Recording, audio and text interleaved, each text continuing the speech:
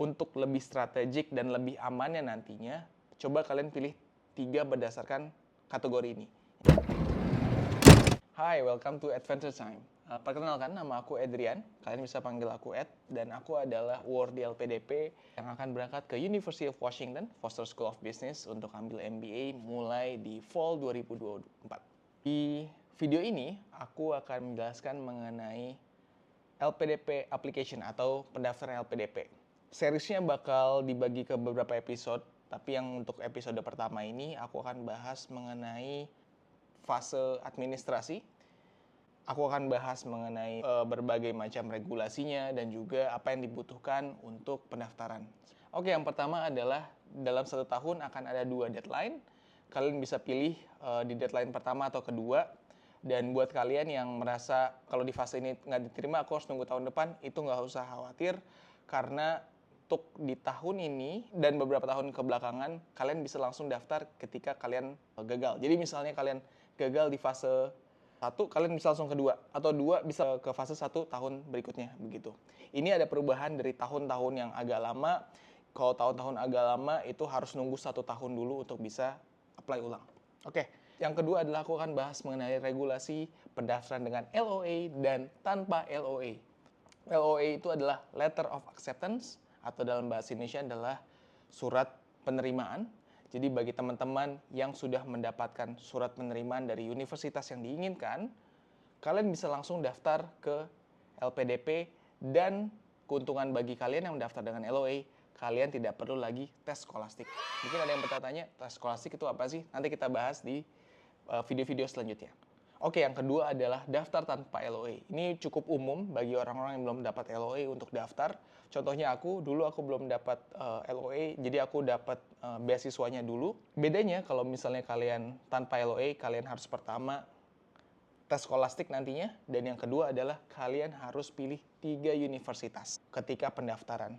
Pasti banyak yang bingung, apa sih yang harus aku daftarin universitasnya? Ada berbagai macam input. Ada yang bilang ambil 3 teratas yang kalian inginkan, yang manapun kalian inginkan kalian masukin.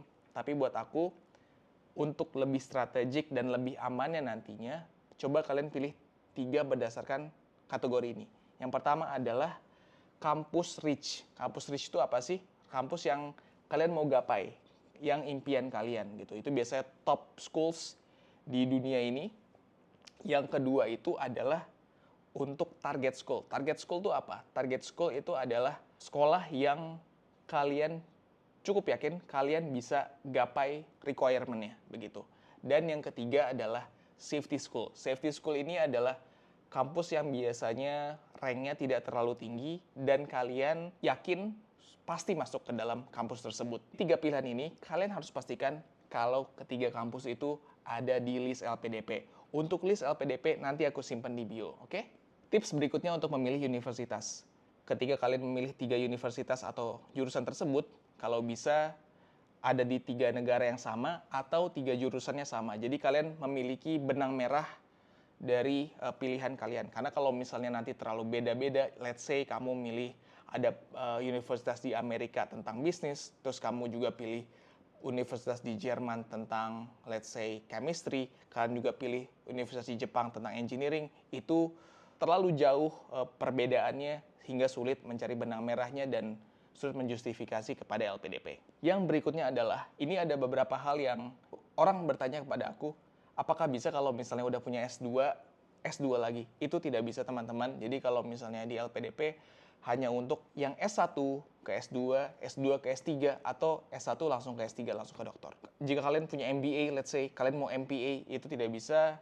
Begitu juga kalau misalnya sudah punya PhD di satu jurusan, kalian tidak bisa ambil PhD lagi di jurusan yang lain. Yang berikutnya adalah aku pengen ngomongin soal surat rekomendasi. Oke, surat rekomendasi ini agak berbeda dari tahun saat aku mendaftar. Aku daftar di fase kedua tahun 2022. Di tahun ini yang pertama sudah ada rekomendasi online, jadi bisa langsung dikirim lewat portal online-nya. Kalau dulu hanya offline. Dan yang kedua adalah dituliskan bahwa disarankan untuk mendapatkan surat rekomendasi dari tokoh masyarakat. Cuman sekarang nggak ada. Tapi based on my experience, kalian bisa consider untuk mendapatkan surat rekomendasi dari tokoh masyarakat, karena itu bisa menunjukkan kalau kalian itu dari dulu memang sudah memiliki exposure ataupun memberikan kontribusi kepada masyarakat. Bagi aku itu ada salah satu hal yang kayaknya perlu diperhatikan buat teman-teman yang akan mendaftar di tahun 2024 ini ataupun tahun-tahun berikutnya. Karena value dari LPDP adalah pengabdian pada masyarakat, jadi sangat bagus apabila kalian sudah memiliki pengalaman exposure ke tokoh masyarakat, kalian bisa mendapatkan rekomendasi dari beliau-beliau tersebut.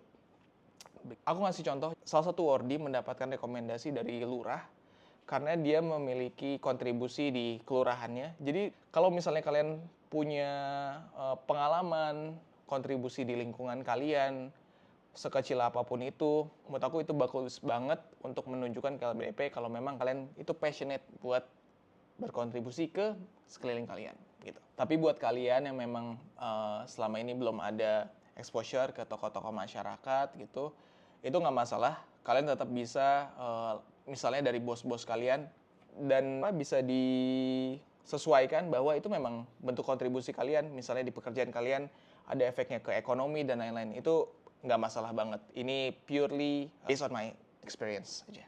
Yang berikutnya adalah mengenai komitmen kembali ke Indonesia. Ini bakal termasuk di esai komitmen kembali ke Indonesia, rencana pasca studi, dan juga rencana kontribusi. Untuk esai kita bakal bahas lebih panjang di episode berikutnya. Tapi di sini aku cuma mau beritahu kalau misalnya setelah kalian studi, ada kewajiban untuk kembali ke Indonesia dengan aturan 2N+1.